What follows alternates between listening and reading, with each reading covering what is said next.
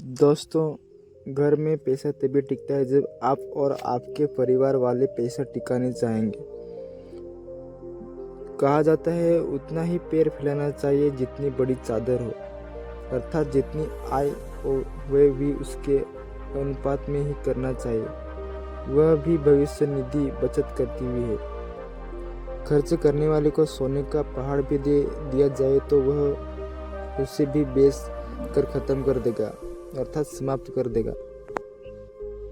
कहा जाता है संतोष सबसे बड़ा सुख है। यदि जीवन आय हो उसी हिसाब से संतोष पूर्वक खर्च कर जीवन बिताएंगे तो पैसा अवश्य टिकेगा, लेकिन सबों को आय के साधनों में वृद्धि के प्रयास सदैव करते रहना चाहिए, क्योंकि यही भी कहा जाता है कि खर्च में कटौती की अपेक्षा आय के साधनों में वृद्धि का प्रयास सबसे अच्छा विकल्प है।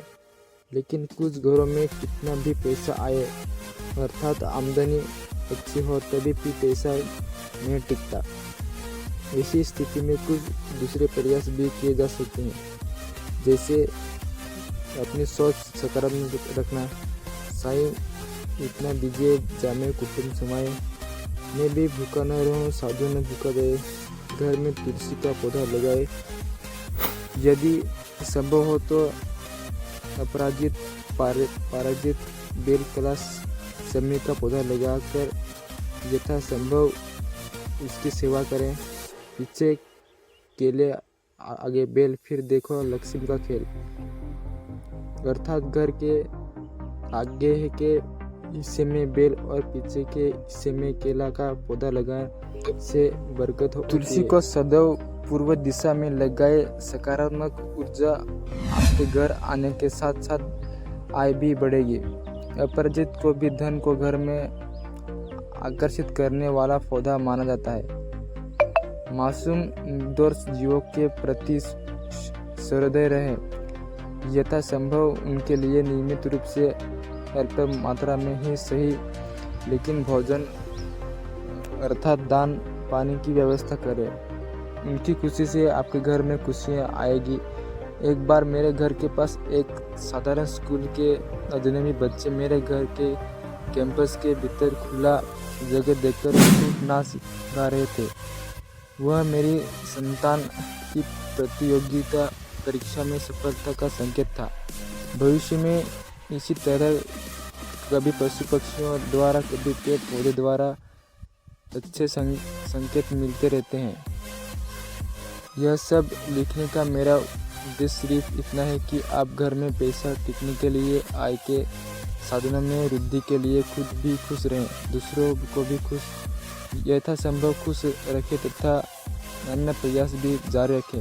पैसा आएगा भी और टिकेगा भी। पैसे की कमी के समय में कुछ उपाय शामिल कर सकते हैं।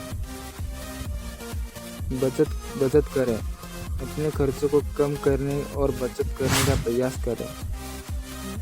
अपने कौशल का उपयोग करें, आपके पास किसी कौशल या विशेषता का बदलाव करें। वित्तीय रूप से सहायता कर सकते हैं। आपातकालीन काम, फ्रीलांसिंग, ऑनलाइन टूरिंग या अन्य छोटे कामों की खोज करें। सरकारी योजनाएं, आपके द्वारा उपयोग की जा सकने वाली सरकारी योजनाओं के बारे में जानकारी प्राप्त करें। आपको दोस्तों और परिवार से सहायता मांगते ज़रूरत के समय अपने परिवार और दोस्तों से सहायता मांगना समय समय पर सहायक हो सकता है। गौतम बुद्ध ने धन के बारे में कहा था कि अगर आप अपने धन से चिपकते रहते हैं तो इसे पाने दिल में जहर बनने देने से बेहतर है कि इसे फेंक दिया जाए। उन्होंने कहा था कि अगर आप धन का बुद्धिमानी से उपयोग करते हैं तो आप लोगों के लिए एक आशीर्वाद होंगे। बुद्ध धर्म के अनुसार पैसे बचाने के लिए ज़रूरी है कि अपनी ज़रूरतों के लिए पैसे अलग रखें। गौतम बुद्ध के बारे में कुछ और बातें। गौतम बुद्ध का जन्म 583 ईस्वी पूर्व में लिंगनिया में हुआ था। गौतम बुद्ध का एक श्रमण थे और उनकी शिक्षाओं पर बौद्ध धर्म का प्रचलन हुआ। 35 साल की उम्र में गौतम बुद्ध ने गंजना नदी के किनारे एक पीपल के पेड़ के नीचे ध्यान करते हुए ध्यान की प्राप्ति की थी। इस पेड़ को बोधि वृक्ष के नाम से जाना जाता है और यह म्यान बोध गया बिहार में है। गौतम बुद्ध का जन्म अनाथ शास्त्रकुल कुल के राज्य शुद्धोधन के घर में हुआ था। पैसा खुदा तो नहीं लेकिन खुदा से कम भी नहीं, यह बात ठीक है, लेकिन किसी के लिए जो सांसारिक आकर्षणों में बांधे रहना चाहते हैं उनके लिए। लेकिन जब वैराग्य का उदय होता है तो यह सांसारिक आकर्षण तुच्छ लगने लगते हैं। वैराग्य का उदय भी ईश्वर की कृपा से होता है। यह बात इसी से साबित होती है कि हम कितने भी मरीजों, वृद्धों, मुर्दों और संशय को देखते हैं, लेकिन क्या हमारे अंदर वैराग्य का उद्देश्य होता है? यहाँ यह जान लेना जरूरी है कि भगवान धारण कर लेना वैराग्य नहीं है। मन रंगाए जोगी कपड़ा। महात्मा बुद्ध के अंदर वास्तविक वैराग्य था कि राजमहल और सुंदर स्त्री, भोग विलास और पुत्र उनको अपने आकर्षण में नहीं बांध पाए। ध्यान तो उन्हें बहुत बाद में प्राप्त हुआ, लेकिन वैराग्य बहुत पहले मिला। और धन दौलत तो सन्यासियों के पीछे पीछे दौड़ते हैं। इस विषय में कबीर क्या कहते हैं? कबीर माया पापिनी मांगी मिले न हाथ, मना उतारी झूठ करे लागे टोले साथ। माया छाया की तरह है, हम उसके पीछे दौड़ेंगे तो वह हमसे दूर भागेगी, हम उससे दूर भागेंगे वह हमारे पीछे दौड़ेगी। माया को प्राप्त करना महात्मा बुद्ध का उद्देश्य नहीं था, वह तो उन्हें मिली ही हुई थी। वह तो चरम प्राप्त को प्राप्त करना चाहते थे, जिसके सामने माया भी पानी भरती है। उन्हें इसलिए वैराग्य हुआ था, जहाँ उन्हें पता चला कि यह सुंदर शरीर एक दिन विकृत हो जाएगा, यह प्राणहीन हो जाएगा, यह बीमार होने पर दुखदायी हो जाएगा, जिसका निष्कर्ष निकाल के संसार में दुख ही दुख है और इस दुख का कारण हमारी इच्छाएं हैं। फिर उन्हें सांसारिक आकर्षक तुच्छ लगने लगे और फिर वे प्राण तत्व की खोज के लिए निकल गए। और प्राण तत्व में इतना आकर्षण है कि सांसारिक वस्तुएं उसके सामने तुच्छ हो जाती है। बुद्ध होने के बाद जिन राज्यों को वे युद्ध में नहीं जीत सकते, वे राजा उनके शरणागत हुए। अम्रपाली जैसी सुंदरी उनके कृपया कटाक्ष को तरस गई है। इसलिए वैराग्य की महत्व है। महात्मा बुद्ध जिसके दुनिया के सबसे सफल निवेश वॉरेन बफेट की यह सलाह है कि खर्च करने के बाद जो बचता है उसे बचाओ मत, बचत करने के बाद जो बचता है उसे खर्च करो। पैसे बचाने के महत्व पर जितना जोर दिया जाए कम है। बचत करना एक उत्कृष्ट आदत है जिसे आपको अपनी वित्तीय सुरक्षा सुनिश्चित करने के लिए जीवन में जल्दी अपना लेना चाहिए। जीवन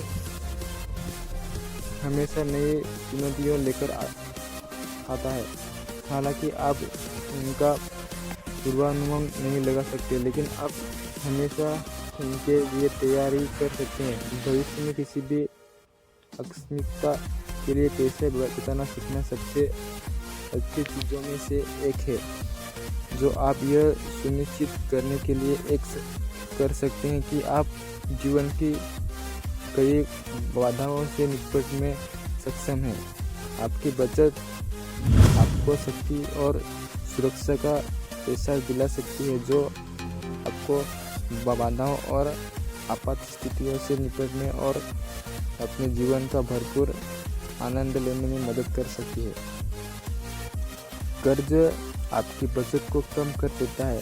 हालांकि आपको लोन या क्रेडिट कार्ड के जरिए एकमुश्त राशि मिल सकती है, लेकिन उच्च ब्याज दरें लंबे समय के आपको बचत को ख़त्म कर देगी। इसलिए पैसे बचाने के लिए अपने कर्जों को सीमित करना बहुत ज़रूरी है। नकली या कम गुणवत्ता वाला उत्पाद सस्ता हो सकता है, लेकिन यह मूल उत्पाद जितना लंबे समय तक नहीं टिकेगा। आप अल्पावधि में पैसा बचा सकते हैं, लेकिन लंबे समय में मरम्मत, रखरखाव या पुनर्खरीद पर आर्थिक खर्चा करना पड़ेगा। इसलिए असली उत्पादक चुनें। खर्च जीवन का एक हिस्सा है। कुछ खर्च निश्चित होते हैं और कुछ परिवर्तनशील होते हैं। अपने मासिक खर्चों पर नज़र रखने से आपको यह पता चल जाएगा कि आप अपना पैसा कहाँ खर्च करते हैं। एक बार जब आप ऐसा कर लेते हैं तो बजट बनाना आपके वित्त को व्यवस्थित करने का एक सरल तरीका है। इस तरह आप अपने पैसे को कुशलतापूर्वक उपयोग कर सकते हैं, वित्तीय मील के पत्थर के लिए योजना बना सकते हैं और आपात स्थिति के लिए कुछ अपने जो भी ऋण लिया है उस पर ब्याज दे। ब्याज दर जितनी आर्थिक होगी, आपका वित्तीय बहिर्वाह उतना ही अधिक होगा। ब्याज घटक पर पैसे बचाने के लिए सभी ऋणों और ऋणों का जल्द से जल्द भुगतान करना वित्तीय रूप से समझदारी है। यह विशेष रूप से उन ऋणों के मामले में सच है जिन पर उच्च ब्याज दरें जुड़ी हुई है, जबकि आपातकालीन स्थिति कभी भी आ सकती है। आपके नियमित खर्च कभी नहीं रुकते। यही कारण है कि अधिकांश वित्तीय योजनाकार व्यक्तियों को आपातकालीन निधि बनाने की सलाह देते हैं। आपातकालीन निधि का आम तौर पर आपके नियमित और अपरिहार्य मासिक खर्चों के 3 से 6 गुना के में होनी चाहिए। यह को किसी भी ऋण पर निर्भर हुए बिना जरूरत के समय मदद कर सकता है।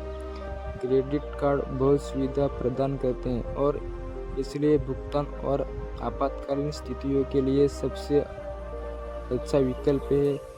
हालांकि समय पर क्रेडिट कार्ड का बकाया न चुकाने से कोई समस्या हो सकती है। अपनी खर्च करने की आदतों पर ध्यान देकर आपातकालीन स्थितियों का या विशिष्ट वित्तीय खरीदारी के लिए कार्ड का उपयोग करके और अपने बकाया का भुगतान देर से करने से बचकर इससे बचा जा सकता है। कभी कभी हम सभी कोई बड़ी खरीदारी करते हैं, कोई उपकरण, कोई नया वाहन या फर्नीचर का कोई ऐसा टुकड़ा जिसे बदलने की ज़रूरत हो। ऐसी ही चीज़ें हैं। ऐसे समय में अपनी नई खरीदारी के लिए सबसे अच्छी कीमत पाने के लिए बाज़ार में उपलब्ध सबसे अच्छे सौदे या ऑफर की तलाश कर समझदारी है। अक्सर ये बचत छोटी लगती है, लेकिन समय के साथ काफ़ी बढ़ सकती है। दोस्तों, ये आपको वीडियो कैसी लगी कमेंट करके ज़रूर बताना, और अगर ये वीडियो आप लोगों को अच्छी लगी तो एक लाइक एंड सब्सक्राइब ज़रूर करना। तो मिलते हैं ऐसे नेक्स्ट वीडियो में, तब तक के लिए बाय, धन्यवाद।